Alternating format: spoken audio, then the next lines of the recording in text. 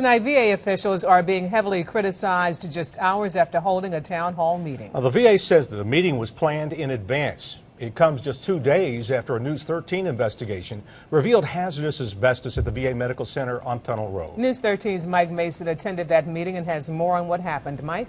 Well, only about 50 people showed up tonight, and the head of one veterans organization is now blaming the low turnout on VA officials. But a local vet who worked around the hospital's asbestos for years did manage to ask the VA's director how that could affect him. With 37,000 vets receiving medical treatment at the Asheville VA, about 50 showed up tonight.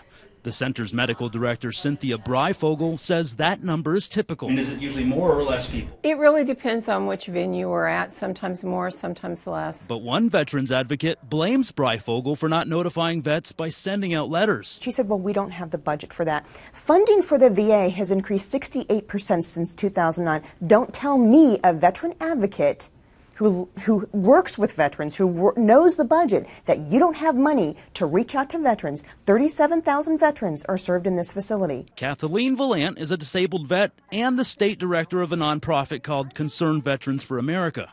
She drove from her Raleigh office after hearing about our investigation into asbestos issues at the Asheville VA. I did have some very reliable Marines that texted me last night about the story and said, you need to look into this and you need to maybe advocate for some veterans because they are very concerned. This past Tuesday, News 13 exposed tons of damaged asbestos throughout the hospital's sub-basement.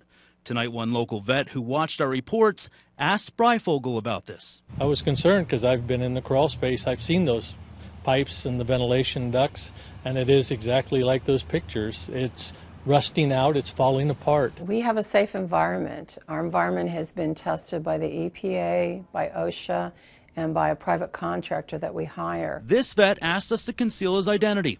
He recalls working for a private contractor on various projects in the crawl space of the VA sub-basement for 10 years. One day 2 years ago, workers were all kicked out. So one day somebody from the VA came and told you what? Get out of the crawl space. There might be asbestos in there. You can't go in anymore. And that was it?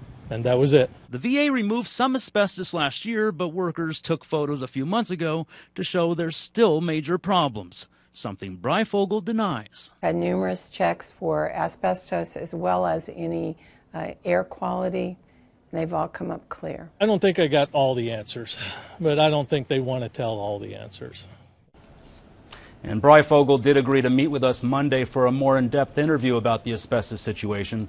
Volandt says she plans to show up too and plans to begin her own investigation into how exposure to asbestos may be affecting local vets.